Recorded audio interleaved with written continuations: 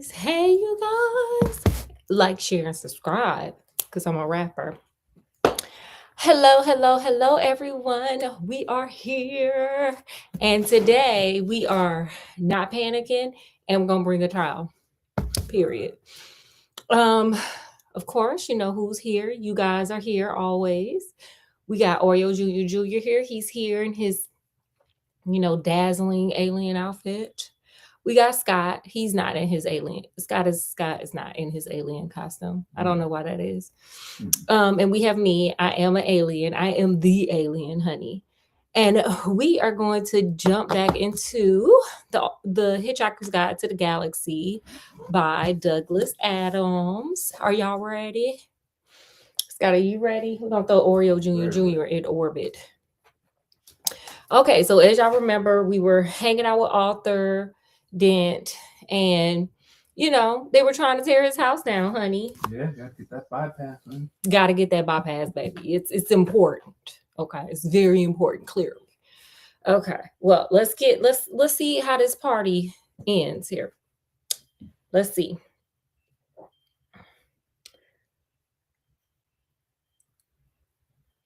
By a curious coincidence, not at all is exactly how much suspicion the ape descendant, Arthur Dent, had that one of his closest friends was not descended from an ape.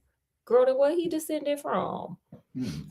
But was in fact from a small planet somewhere in the vicinity of Betelgeuse and not from Guildford as he had usually claimed.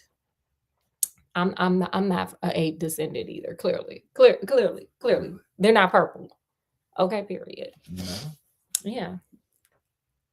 Arthur Dent had never ever suspected this, but this friend of his had first arrived on the planet Earth some 15 Earth years previously, and he had worked hard to blend himself into Earth society with, it must be said, some success. I've been blending in success. No, I don't think I've been blending in so successfully, but I've been blending in kind of successfully myself. Holla at me if you need me to teach you.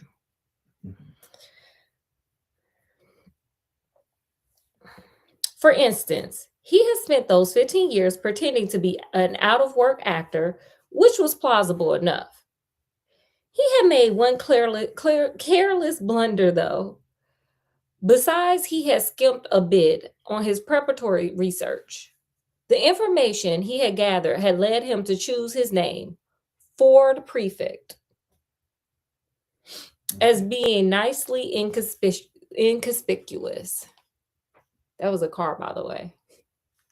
Back when this story is supposed to be from. When was it supposed to be from? Oh my gosh, Scott. Why would you ask that? Let me see. I don't know. You might have to look that up. Do y'all know out there? Do y'all know when the Hitchhiker's Guide to the Galaxy came out? 1986. Is what I got in this book. I don't remember that car. But this is a British book. Oh, Yeah. That's true. It's Brits. Okay. He was not conspicuously tall. His features were striking, but not conspicuously handsome. His hair was wiry and gingerish and brushed backwards from his temple. That's why I got my red hair. Yes, honey, I'm a ginger today, too. He's a ginger. Ah.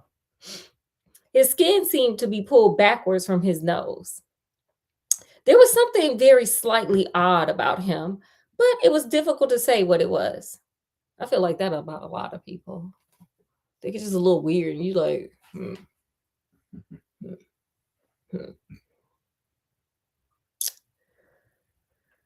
Perhaps it was that his eyes didn't seem to blink often enough, which is something that I always say. If people don't blink, I get a little weird. I be like, whoa, your eyes are dry, honey. You ain't putting no eye drops in, like, something about that don't feel right. So him, I would have definitely been looking at like, sir, why you don't blink?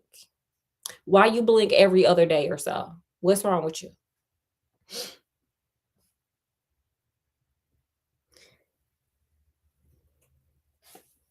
And when you talk to him for any length of time, your eyes begin involuntarily to water on his behalf. Yeah, because them damn things dry. Excuse me. Perhaps it was that his smile that he smiled slightly too broadly and gave people the unnerving impression that he was about to go for their necks. Okay, okay, a little off.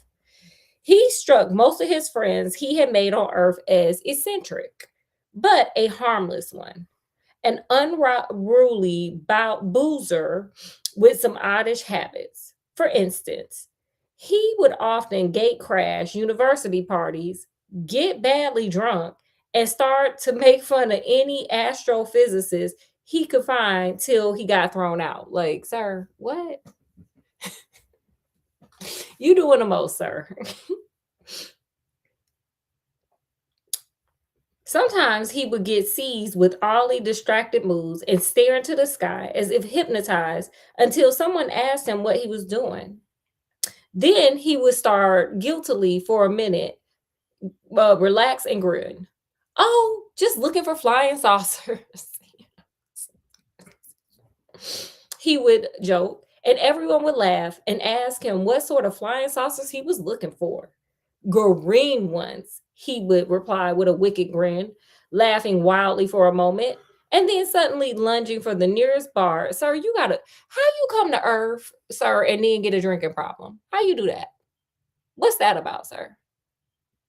Well, What? what else is there to do on Earth? You supposed to find those astrophysicists Hmm? and figure out how to get out of here. Maybe just looking in the bar. No, there ain't no damn. Well, I mean, maybe there are, but and buy an enormous round of drinks. Evenings like this usually ended badly. Yeah, because you a drunk alien, sir. You like Roger from American Dad. Ford would get out of his skull on whiskey, huddle in a corner with some girl, and explain to her in slurred phrases that honestly, the color of flying saucers didn't matter that much, really. Sir, is that how you picking up women, Earth women, sir? Mm-mm. Thereafter, staggering, semi paralytic down the night streets, he would often ask policemen if they knew the way to Betelgeuse. The policeman would usually say something like, "Don't you think it's about time you went off home, sir? Yeah, for they get them billy clubs out." I'm trying to, baby. I'm trying to, is what Ford invariably replied on these occasions.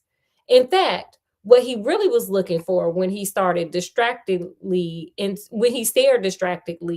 the sky was any kind of flying saucer at all. I'm looking for one too. Okay. Just putting it out there. Are y'all looking for one? Who out there is looking for one? Sky, you looking for a flying saucer? Hey, there's one to be had. Period. The reason he said green was that green was the traditional space livery of the Betelgeuse trading scouts. I keep wanting to say Beetlejuice. Ford Prefect was desperate that any flying saucer at all would arrive soon because 15 years was too long of a time to get stranded anywhere, particularly somewhere as mind-bogglingly dull as the Earth.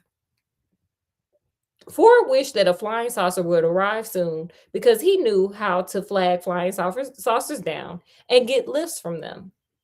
He knew how to see the marvels of the universe for less than 30 Altarian dollars a day. In fact, Ford Prefect was a roving researcher for that wholly remarkable book, The Hitchhiker's Guide to the Galaxy. Oh my God, I'm so excited for him.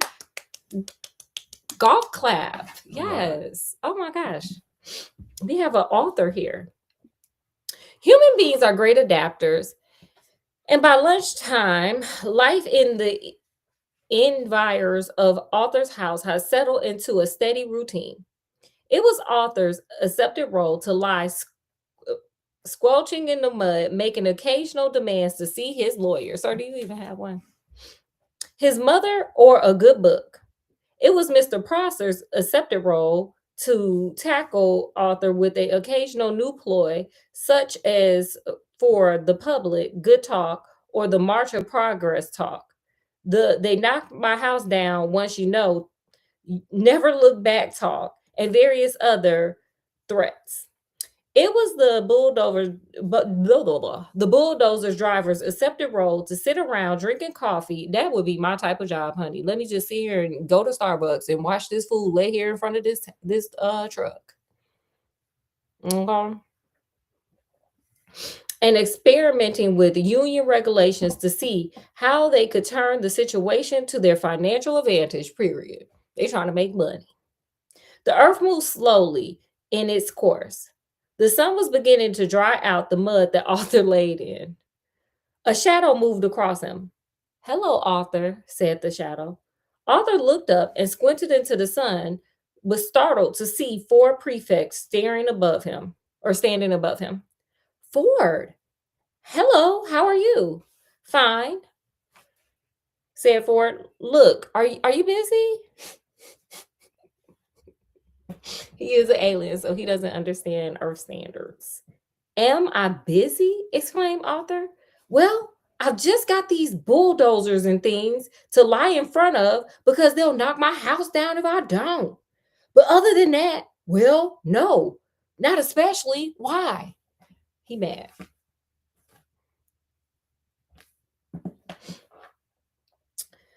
They don't have sarcasm on Beetlejuice, guys. And I'm just gonna call it Beetlejuice because I want to call it Beetlejuice, so I'm just gonna call it I thought it Beetlejuice. was Beetlejuice. It's Beetle, guys. Yeah, that's how it's spelled that way, but it's pronounced Beetlejuice. Oh, well, then I'm just gonna say that because I keep wanting to say it and it's making me stumble. They don't have sarcasm on Beetlejuice, and Ford Prefect often failed to notice it unless he was concentrating. He said, "Good. Is there anywhere we can talk?" What? Said Arthur Dent. For a few seconds, Ford seemed to ignore him and stared fixedly into the sky like a rabbit trying to get run over by a car. Then suddenly he squatted down beside Arthur. We gotta talk, he said urgently. Fine, said Arthur. Talk and drink, cause this man need AA. Is there a ship that can pick him up? A space shuttle that can pick him up with an AA group on there? Cause this man got a problem.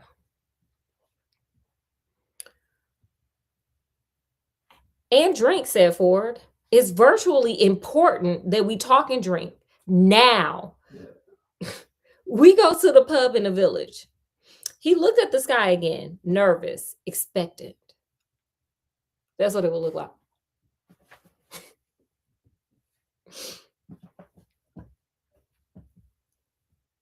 Look, don't you understand? Shouted Arthur. He pointed to Prosser. That man wants to knock down my house. Ford glanced at him, puzzled. Well, he can do it while you're away, can he? He asked. But I don't want him to. Ah. Look, what's the matter with you, Ford? Said Arthur. Nothing. Nothing's the matter. Listen to me. I have got to tell you the most important thing you have ever heard. I've got to tell you now. And I've got to tell you in the salon bar of the Horse and Groom Circus. Your ass just trying to get lit. You trying to get sauced, sir. But why? Because you're gonna need a very stiff drink. Forrest, sir, are you gonna tell him you pregnant and it's his baby or what here? Because I feel like we doing a lot. I think he's just looking for him to buy him a drink. No, he be buying the drinks. This man, an alien, he got money. And we like that, honey. Us alien ladies love that. The girls love the alien money, honey. Forrest stared at Arthur, and Arthur was astonished to find his will beginning to weaken. He didn't realize that this was because of an old drinking game that Ford learned to play in the hyperspace ports that served the man, girl, the mama near mama, okay, mining belts in the star system of Orion Beta. The game was not unlike the Earth game called Indian wrestling. Okay, have y'all ever played Indian wrestling as a drinking game? Scott, you ever played that? I've never heard of it. I think he made that. Maybe it's a British one. No, it's a new one on me. Yeah. Two contestants would sit on either side of the table. Wait, they wouldn't have Indian wrestling because they didn't have Indians over there. Or maybe they mean like Indians from India. I don't know. Okay. Y'all tell me what y'all think in the comment section because this is crazy. Well, they're about to explain, right? Yeah, they are. Two contestants would sit on either side of the table with a glass in front of them. Between them would be placed a bottle of Jank spirit, and as immortalized in the ancient Orion mining song, "Oh, don't give me none more of that old Jank spirit. No, don't you give me no more of that old Jank spirit. For my head will fly, my tongue will lie, my eyes will fry." Okay, they rapping here. "And I will unalive," but like the D word that comes with that, because I don't know what YouTube be on sometimes. Okay. "Won't you pour me one more of that sinful old Jack spirit?" Janks. Jacks. It doesn't matter. Anyway, each of the two contestants would then concentrate their will on the bottle and attempt to tip it over and pour spirits into the glass of his opponent, who would have to drink it. The bottle would then be refilled and the game would be played again and again. Once you started to lose, you would probably keep losing because one of the effects of the jank spirit is to depress telepathic powers. As soon as a predetermined quantity had been consumed, the final loser would have to perform a forfeit, which was usually obscenely biological. What that mean? They got to do something nasty and freaky. I guess. Okay, the alien's nasty, nasty. For a prefix usually played to lose. Okay, girl. He want to get that gushy gush. I feel like that's what aliens would call sex. Gush gush. Yeah. Forrest stared at Arthur, who began to think that perhaps he did want to go to the horse and groom after all. "But what about my house?" he said plaintively. Ford looked across to Mr. Prosher, and suddenly a wicked thought struck him. "Girl, are you going to lose the thing so you could do some gushy gush with him or what here? What's the wicked thought, babe?" "He wants to knock your house down." "Yes, he wants to build, and he can't because you're laying in front of his bulldozer." "Yes, and I'm sure we can come to some arrangement," Ford said. "Excuse me," he shouted.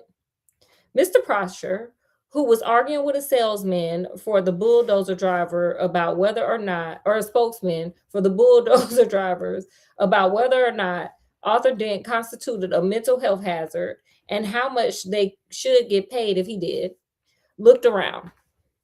He was surprised and slightly alarmed to see that Arthur had company. "Yes, hello," he called. "Has Mr. Dent come to his senses yet?"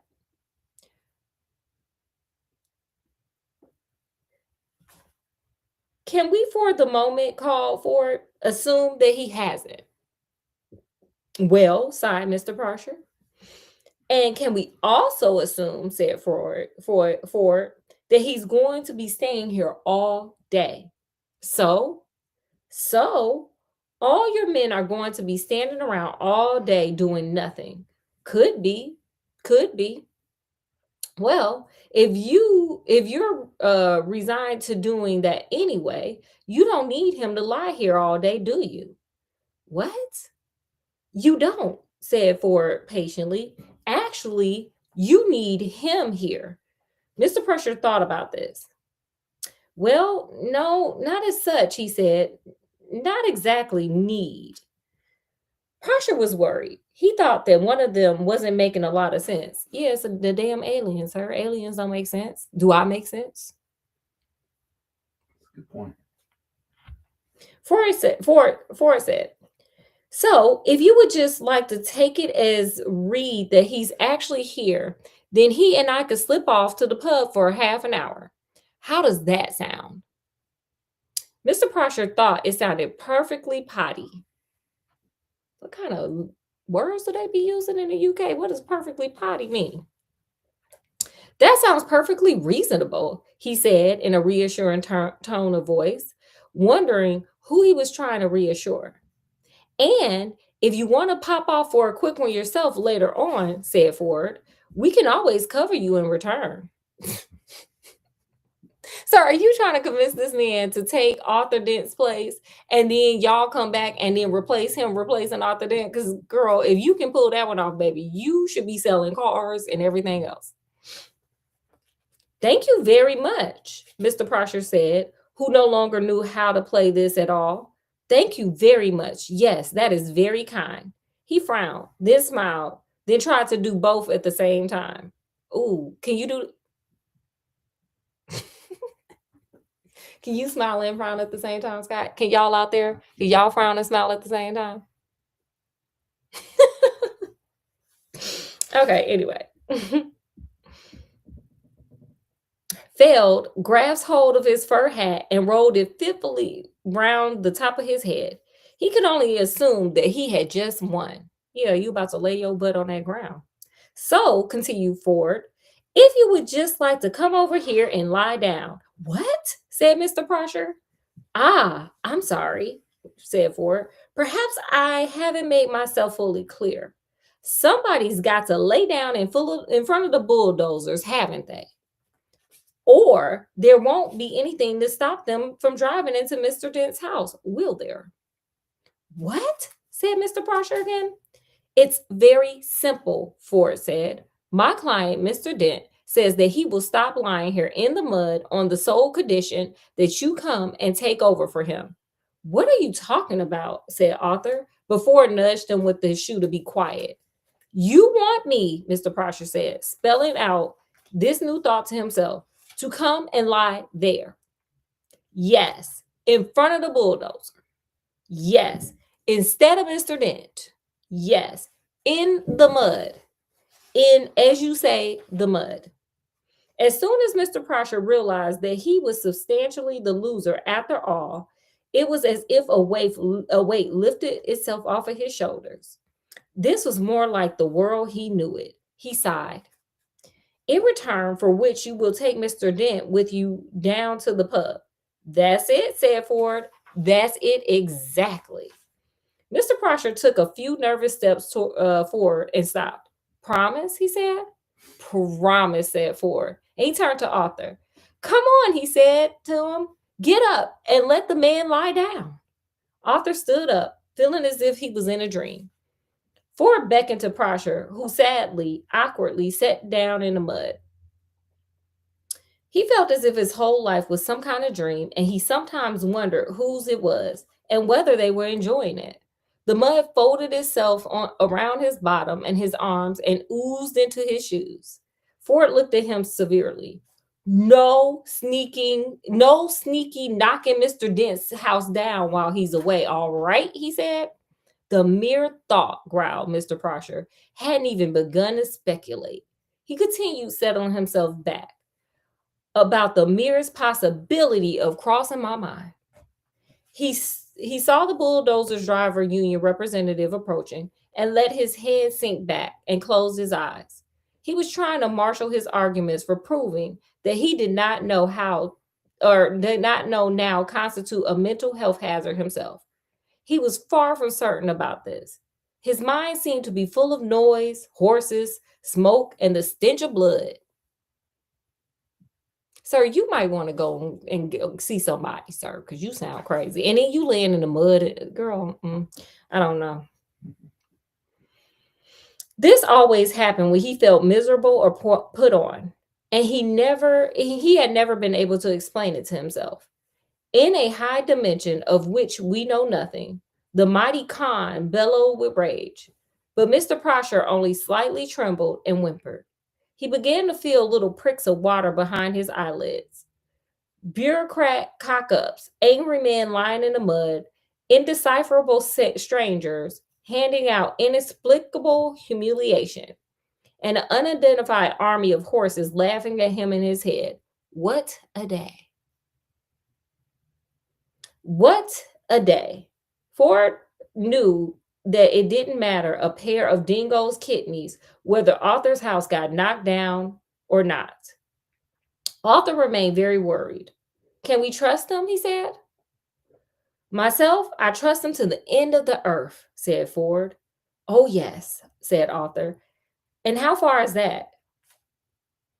About 12 minutes away, said Ford. Come on, I need a drink. We know you do. You a drunk. Okay, so that is this chapter. That is chapter 1.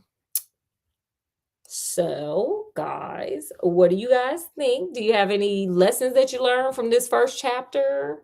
How about you, Scott? Did you learn anything? Yeah, I mean, I didn't know that aliens like human spirits. Who knew? Okay. Everybody like a stiff drink every now and again, even the aliens. Yeah, I guess so. Period. Period. Even myself, I'm an alien, and I like a stiff drink every now and again. Period. Not as much as Ford, but you know, a good drink ain't never hurt nobody. Okay. My lesson is sometimes you could just if you talk long enough, I think you could talk anybody into anything. Because this man didn't talk this man into laying in the mud in front of a bulldozer. Okay, he supposed to be knocking the house down. So period. Okay, talk long enough, and you could talk somebody into anything. Period. So with that, we're going to conclude this session of book reading and whatnots and hanging out and whatnots. Did you have anything else, Scott? Nah, just can't wait for the next chapter. To see this man drinking up in his pub. Yeah. Okay, guys. Well, thanks for hanging out. We hope you enjoyed. We definitely enjoyed having you here with us. Make sure you like, share, subscribe. And from wherever we are to wherever you are, peace and love and happiness always. Get 'em a rinky dinky dink. We'll see you later. Bye. Bye. Bye.